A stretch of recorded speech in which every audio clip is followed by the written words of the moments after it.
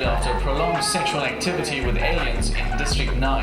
I did not have sex with one of these creatures, man. I would never have any kind of graphic activity with a fucking creature.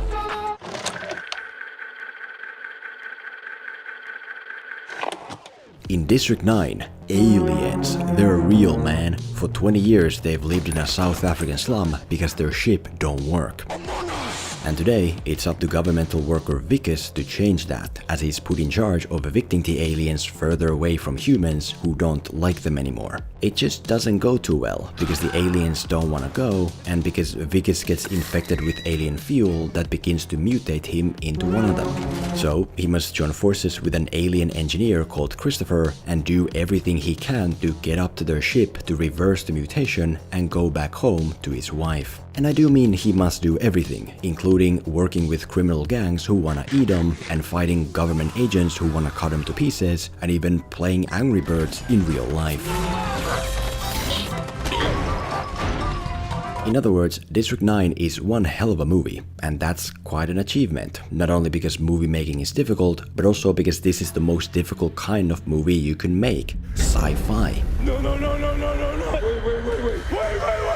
See, the reason sci-fi is tough is because it involves building a new world on top of our own, which means having to spend extra time establishing the special rules and information of this world. I can just show you a little bit how it works. Like the first act here, it should be a big mess. This should be at least a 5-hour film. Oh, there's aliens and their ship's control cabin is missing, and they've been in this slum for 20 years, and they love cat food, and people hate them now, and there are gangs who want their weapons even though humans can't use them. Interacts exclusively with their DNA. And there's alien baby factories and fuel 2 decades in the making that mutates you somehow, and so on. It's an overload of stuff that must be separately explained, which comes with a few usual world building problems. We feel like we're watching a school lecture, so we get bored. We don't understand what we see, so we're not invested in it. We have no idea what's going on, so we get lost and frustrated.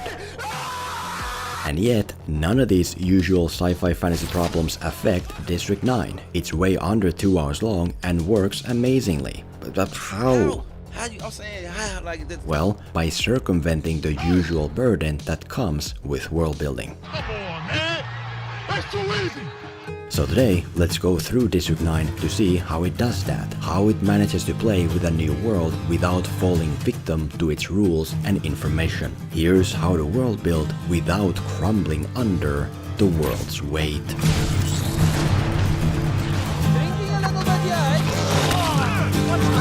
What are you doing with these television sets here? Talk to them or you want to talk to me? Okay guys, thanks very much. Yeah, no, he had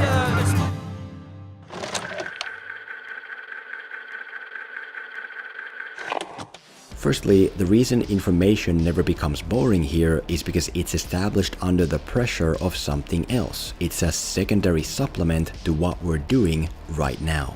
In the beginning, for example, there is a lot of information like I mentioned, but instead of the information being delivered on its own, it's born on the side of our current urgent problem and objective. The alien issue has got out of control. One bystander was hurt. So Wikus must lead an eviction team to get the aliens out of the slum before they realize what's happening now. That we give the aliens 24 hours notice of our right to evict. Today, you will serve these notices. And now, all the information and world building that happens as part of the eviction mission. We learn about this company and Wikus and his home life as he's prepping for the mission. We learn about human-alien tension and its reasons as Wikus' convoy enters the slum through the gates and protests. We learn about the aliens' brute physicality and obsession with cat food as we encounter them. Don't shoot, man! You're gonna turn it into a war zone! What is that? Is it tear gas? It's cat food, I just distract them! We learn about poverty and gang culture in the slum as we see signs of it. We learn about alien weapons and their incompatibility with humans as we make a bus to uncover them. In other words, we don't get overwhelmed or bored by the information because our minds are preoccupied with what we're currently doing. MNU, we are here to serve eviction notices. Yes, this scene is pure exposition to establish the alien fuel, but it doesn't feel like it because Wikus is right outside coming in to serve the eviction notice. No, it doesn't make sense how the aliens understand the humans and the humans the aliens, but we don't really notice because our attention is elsewhere. And in this manner, the movie always has some time-sensitive objective or situation going on to distract audiences from the fact that they're being spoon-fed the rules and information of this world. Whereas the first act has a clock of the time of day, the second act is about another kind of clock, the time of the infection that begins to change Wikus's body. Again, we learn a bunch of new stuff about humans eating aliens because they believe it can give them their strength, about governments looking for any way to use the alien weaponry, but more and more. But again, we don't really notice that we're learning because it's happening on the side of and in relation to Wikus's transformation. That's what we're preoccupied by the fact that his body is changing by the hour. That means the nerves have fused. Basically, Wikus escapes the government's laboratory and becomes the most wanted fugitive in the world because he represents billions of dollars in biotech. And in order to go home, he needs to find a cure to reverse the infection, to which everything else is secondary. Oh, when we learn more about the alien ship and the last command cabin and how the fuel can reactivate it all... What is he saying about the fuel? He says, are you trying to start this? It's like, okay, what matters is that that's the way to reverse the infection. And we need to reverse it right f***ing now. That's not helping, man. My point is that information gets hidden by the time-sensitive pressure of what must currently be done. Lectures don't feel like lectures when they're about a real-time situation in need of solution. Information doesn't weigh heavy when it plays a supporting role in an ongoing mission. Nonsense doesn't stand out when it's secondary to what needs to be accomplished right now. A cat food, you know? But of course it's not your house, eh? We need you to sign there. In this way, don't just invent the rules of your world and spoon-feed them to the audience in a vacuum. Instead, create them alongside something to make the audience think that they need and want to be fed. Figure out what the hero must urgently do and then weave the world building in as part of accomplishing that.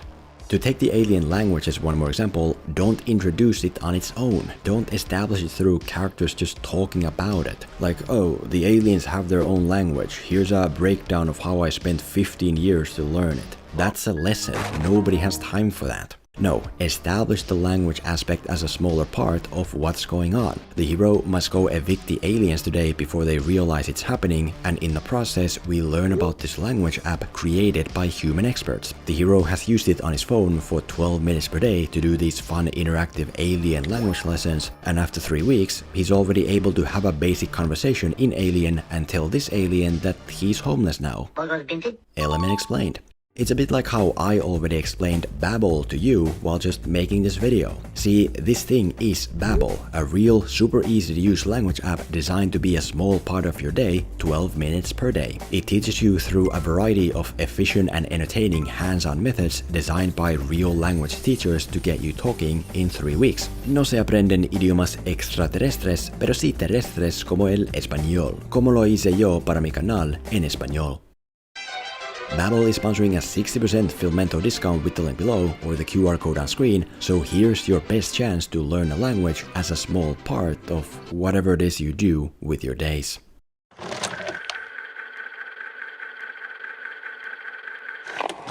Secondly, the reason this movie's alien world never becomes alienating is because underneath its extraordinary sci-fi alien skin, it has a very human heart that everyone can emotionally understand.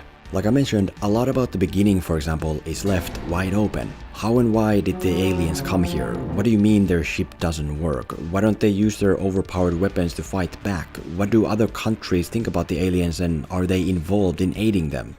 I don't know. But the reason these logical gaps aren't a problem is because the main foundation underneath is familiarly emotional. What we're seeing is a sight that all of us get. A migrant story. The aliens are stuck here and they live in poor temporary conditions, and a lot of locals hate them for who they are, and even the government just wants to get rid of them while maintaining good PR. That we all understand. I'm really familiar with your game, and we may not know anything about Christopher or his kid or their home planet, but we get that he's stuck here and he wants to go home. That's the point. That's why we relate to him and care. It's why it doesn't matter so much what his ultimate intention with going home is. We don't know if he was simply escaping, whether he will effect a rescue plan, whether or not he'll come back and declare war on us. It doesn't matter! And in this manner, no matter the sci-fi elements on the surface, District 9 always keeps things human underneath. Yes, Wikus' journey on screen is about turning into an alien, which is full of holes. Like, how does ship fuel turn him into an alien? I don't get it. But these holes don't really matter, because beneath the screen, it's not a story about becoming an alien, but more so a story about becoming different from what's perceived as acceptable. That's what we understand. We understand when Wikus gets angry at his flawed body that makes him feel like he's alone and unlovable. We understand when Wikus gets shunned by people around him for being different. We understand the urge to do anything you can to get to go home. We understand the irony of falling victim to your own prejudices. Oh man, not the same. We may not know what it's like to be black painted as an alien meddler on TV, but we do get the injustice of being wrongly accused and lied about in front of others. We feel for this man. I can't do this. It's not true. Please don't give up on me, you know? Don't give up on me. It's a simple formula. Extraordinary surface, but familiar inside. The third act here, for instance, gets pretty crazy on screen. I mean, it's nuts. There's alien guns that force push you like Yoda and turn you to dust on impact. There's a gang leader who wants to cut off Wikus' arm and eat it. All I want is to eat that arm. There's an anti-gravity beam and a flying pig and a mech suit that can do anything even if you don't know how to use it. This basically turns into a Michael Bay movie on steroids.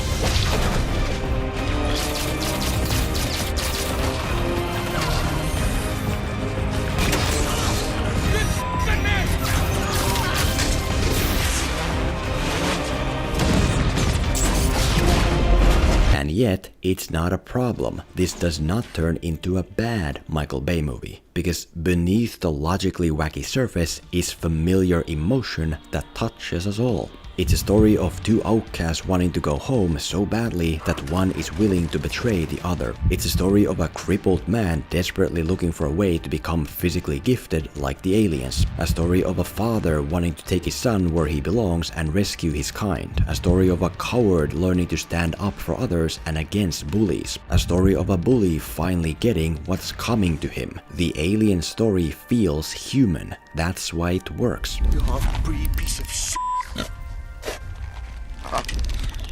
Stand back!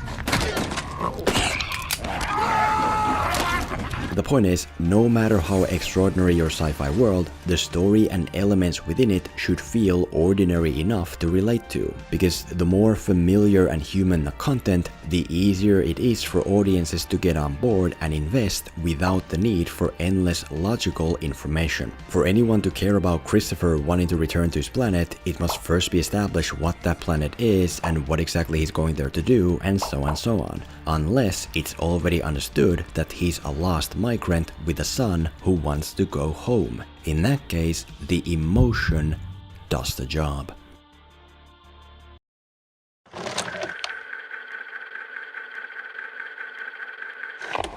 Thirdly, the reason this world's complexity never loses you is because the movie offers a few central ropes to easily follow through the noise, so to speak. Once again, the first act especially is a rapid fire of extraordinary sci-fi gobbledygook. The ship came, aliens were found inside, the more upper level aliens are dead, the ship's command cabin went missing somehow, and it's been 20 years, and there's a slum, and a government company, and yada yada yada. These are the cowboys.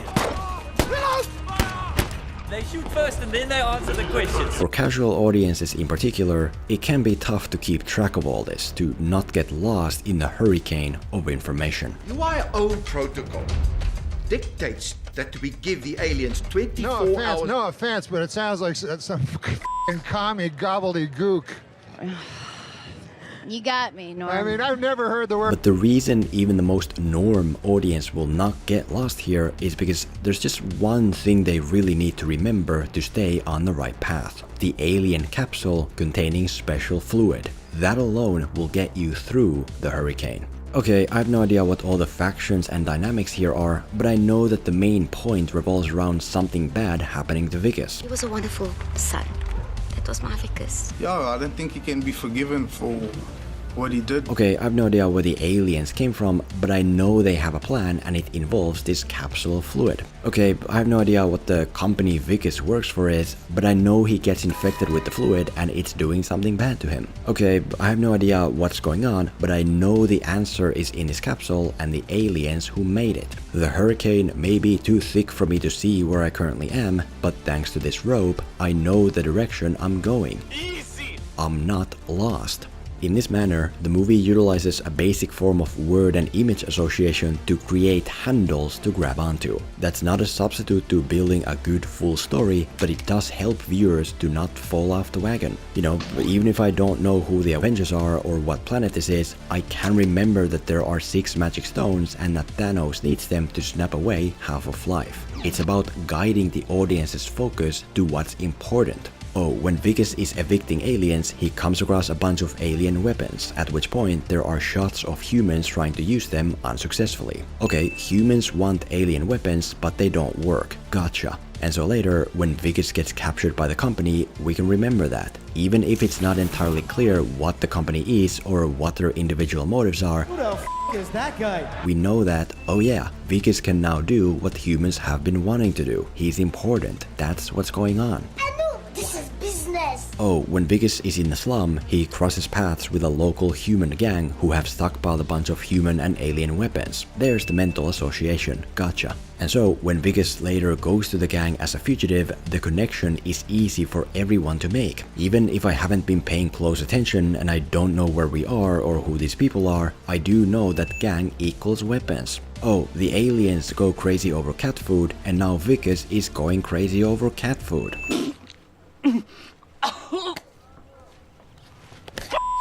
To be clear, I'm not saying that you have to be super on the nose with everything, as if you're making Peppa Pig. This is the checkout, where all the food is paid for. But I am saying that if your extraordinary sci-fi world comes with a massive amount of arbitrary rules and factors, then it can be useful to construct a couple central ropes to guide the way through. You can put focus even on the smallest details, but maybe also offer something that's easy for all audiences to focus on. You know, Primer is the most complex movie of all time, yet it still has something very simple at the center. Because the thing is, nobody is CinemaSins when they go into a movie. Everyone wants to like a movie. It's when the audience gets lost that they begin to turn on the movie and start ripping on it. Because if I don't know why it's good, then of course it must suck, right? Use a MacGuffin, use image association, use anything you want to construct the rope so long as you do it wisely. And if you also couple it with the earlier tricks we discussed, then you might get a result that all other sci-fi fantasy movies will envy. A rich cinematic world in a movie that's under 2 hours long and a wild ride from beginning to end.